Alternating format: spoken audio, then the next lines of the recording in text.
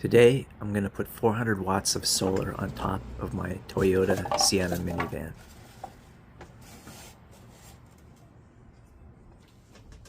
The first thing I need to do is remove the crossbars. To do that, I have to first take these front mounts off of the OEM factory rails. Although it feels very unnatural, they actually just pop off. And then inside, using a Torx 30-bit, you can remove some bolts. Having a magnetic bit holder really helps here.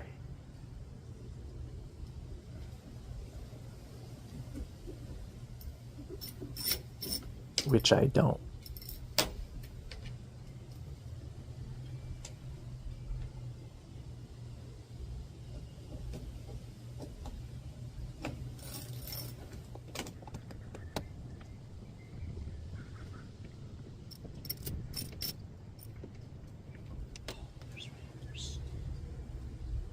There's one more small screw in a very precarious place underneath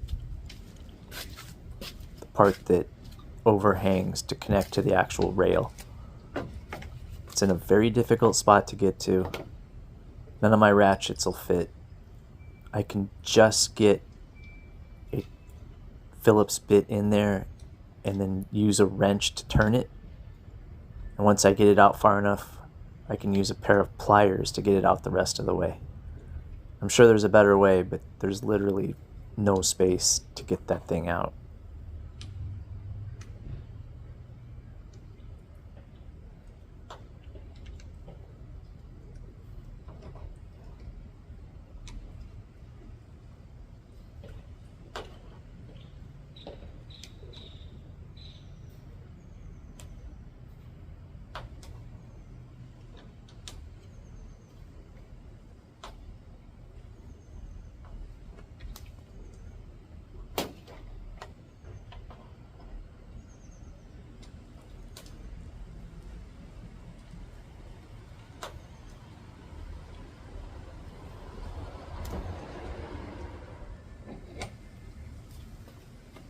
So here I switch to pliers to remove the screw the rest of the way.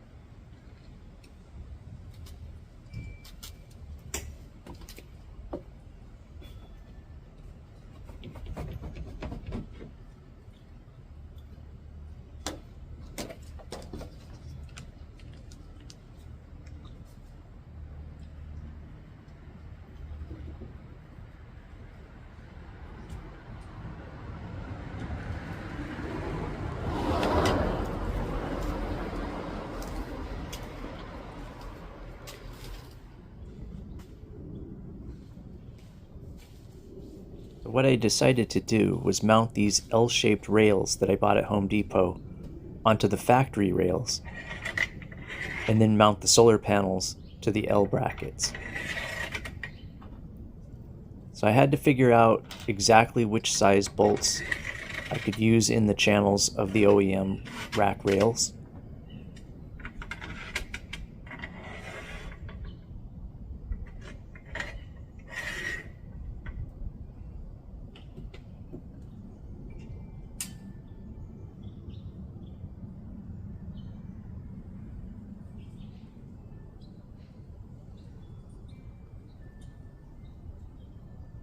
These stickers are so hard to remove, they're probably still on there.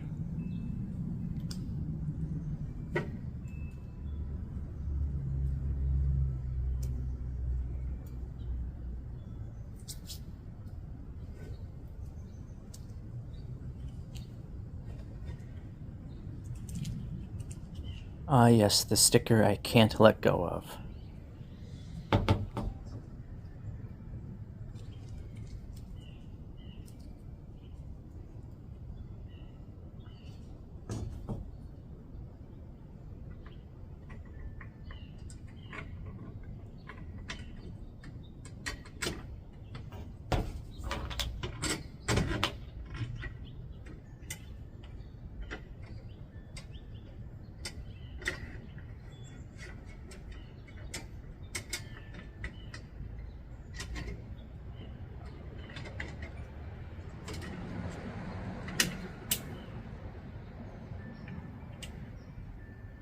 So I ended up putting washers, big washers, between the rails or between the rail and the L bracket, as well as on the other side of the L bracket.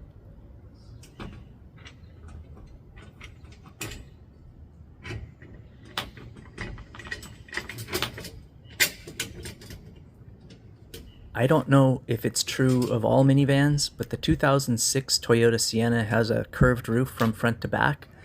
And so I am separating the rails into two sections, front and back, so that I can have a little bit of an angle to my 4 panels. You'll see what it looks like towards the end. But the idea is that if I actually put all 4 panels in a line, it would look really strange and it would be not very aerodynamic. So now I'm repositioning the L track because I put it on the wrong way. This is actually the way I wanted to do it. And what's going to happen is the solar panels are actually just going to sit on these L tracks and bolt down onto it.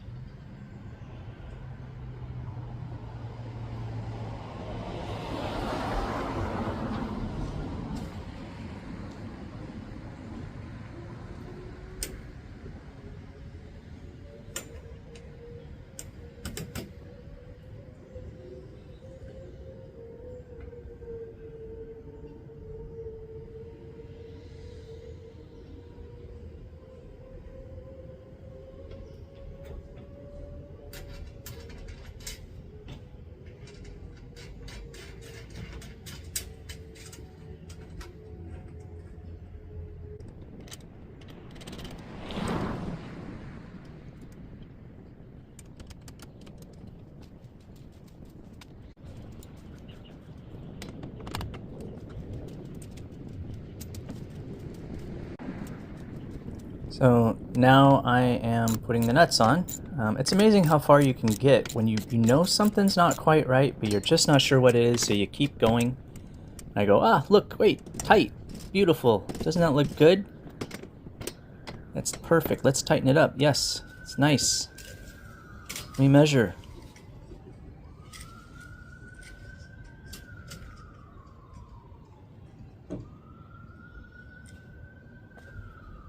So I'm measuring to make sure the back 2 panels have enough space to go on the rear L track that I'm going to install. I'm trying to see if I can see in my eyes the aha moment of what I did wrong here.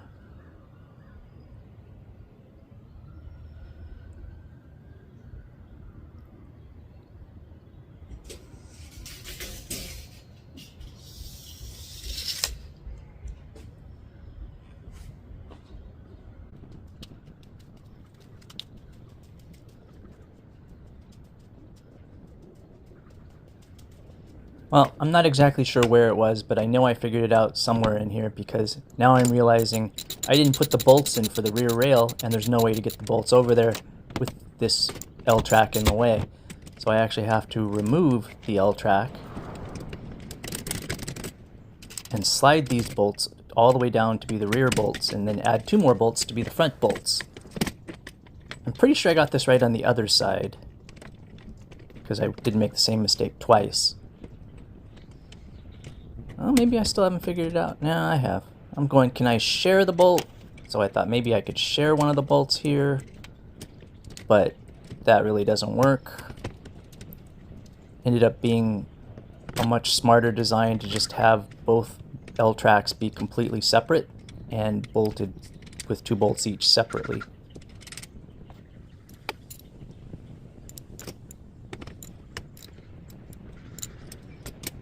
But here I am trying anyways, and what I found is that the rear bracket just sticks straight up, looking really, really strange, doesn't conform to the roof by doing that. There's just no way to share a bolt without kind of tweaking everything. Oh, there you go. I don't think they can overlap.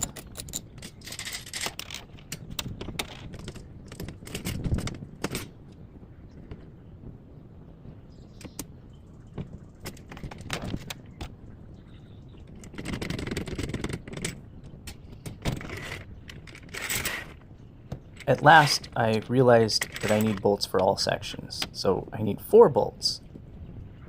2 for the front, 2 for the back. And that's on each side. I haven't even touched the other side of the van yet.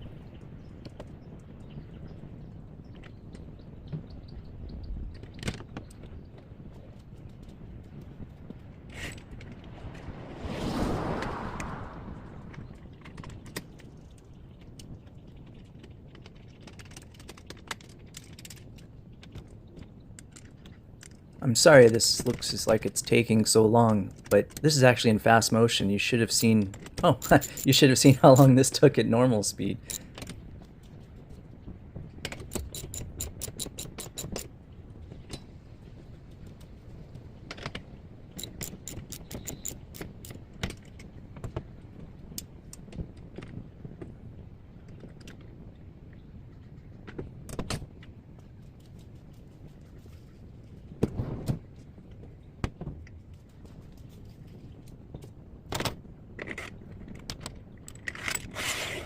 So switching to the other side, we put 4 bolts in because we've learned our lesson.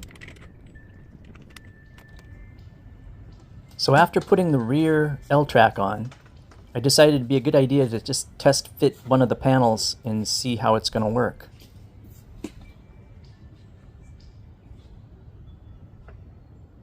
For this project, I purchased 4 Renogy rigid 100-watt solar panels.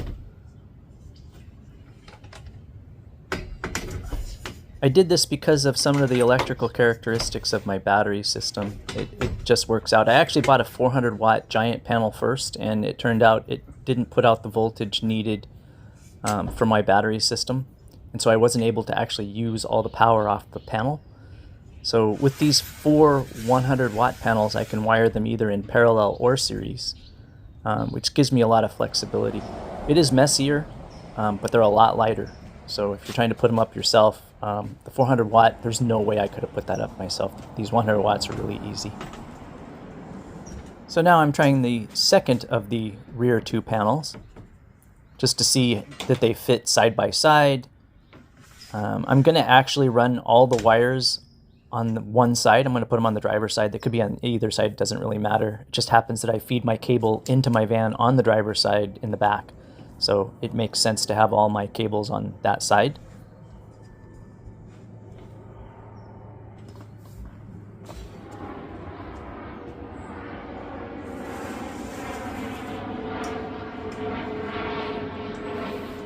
So at this point, I haven't actually cut the rails to the exact sizes I want.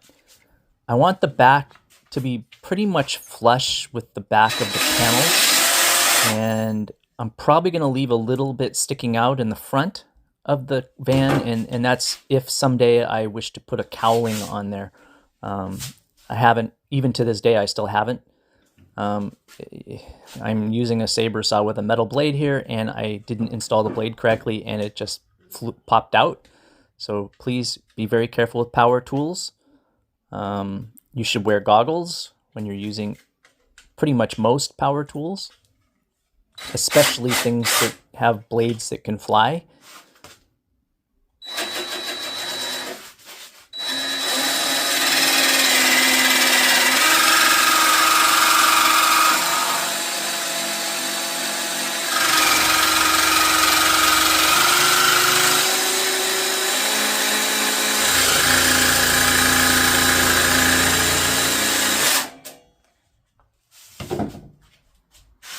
Also, you probably know this if you use any power tools on metal, but do not touch the area you just cut. It is hot, and so is the blade. So always give metal a chance to cool after you've been cutting on it.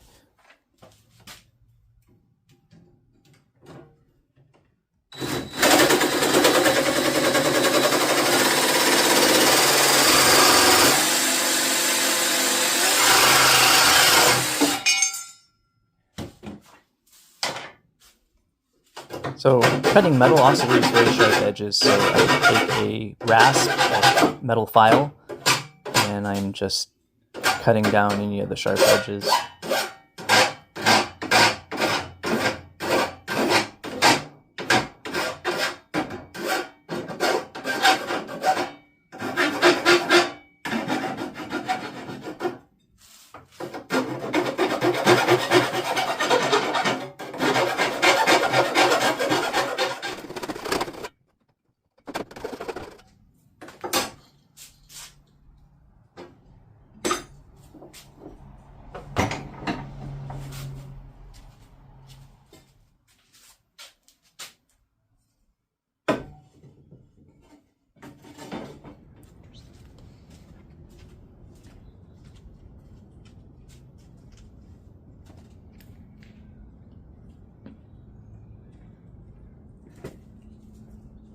So after making sure I had all the bolts in exactly the way I need, I cleaned up the roof and reinstalled the front rail caps.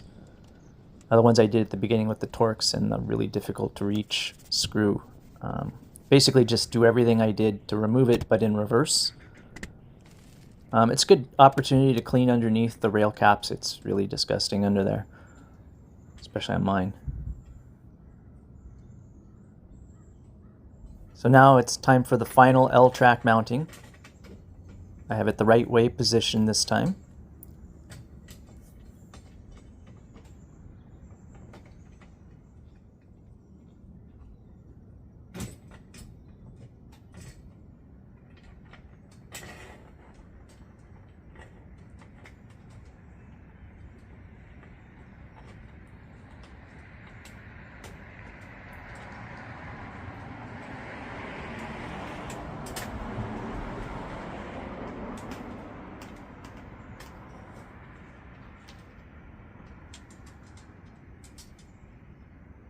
So one of the things I had to accommodate is that the Renogy panels I purchased are just ever so slightly wider than the space between the factory rails on this car.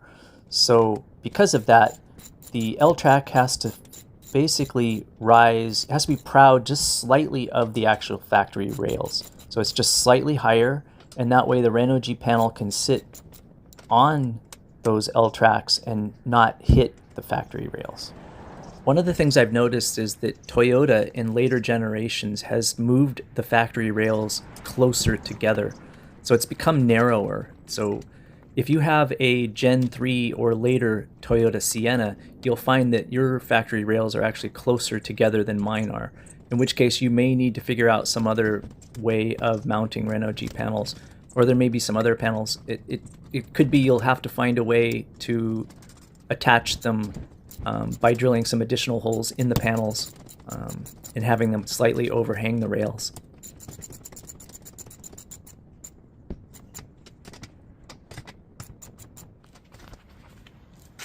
So they're not bolted down yet. I'm testing for fit. You can now see the curvature. Since I don't have a helper with me, I put these styrofoam blocks underneath to temporarily hold them up while I try to figure out how to bolt the panels to the rails, which turns out to be almost impossible because they're not reachable. Honestly, to this day, I haven't figured out a better way to do it if I were to start over, and I do keep thinking about it. Should I put the entire thing together and then install it in one big thing? It's probably got the same problem. Definitely use lock washers and nylon nuts because once you put these on, you want to make sure they don't work their way loose. I actually had one of these work its way loose on the Highway 5, or actually Highway 101 in California. I heard it rattling. I pulled over. I managed to tighten it back up. I was not using nylon nuts, and I should have been. And I also didn't have lock washers on every single one of them. So I've been slowly adding nylon nuts to each of the bolts that are holding down the panels.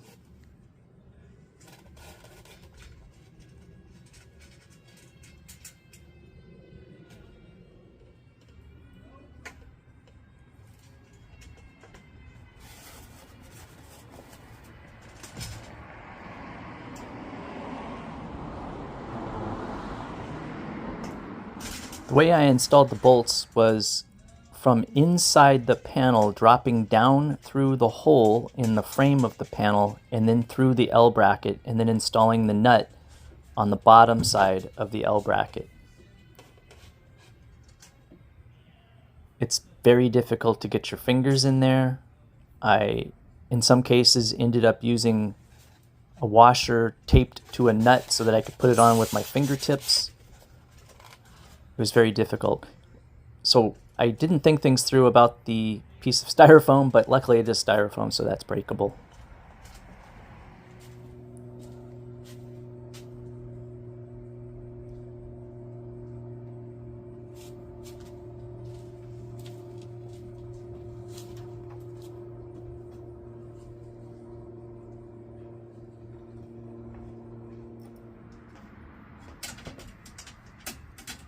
In the end, I had to buy these socket attachments that allow you to go around corners.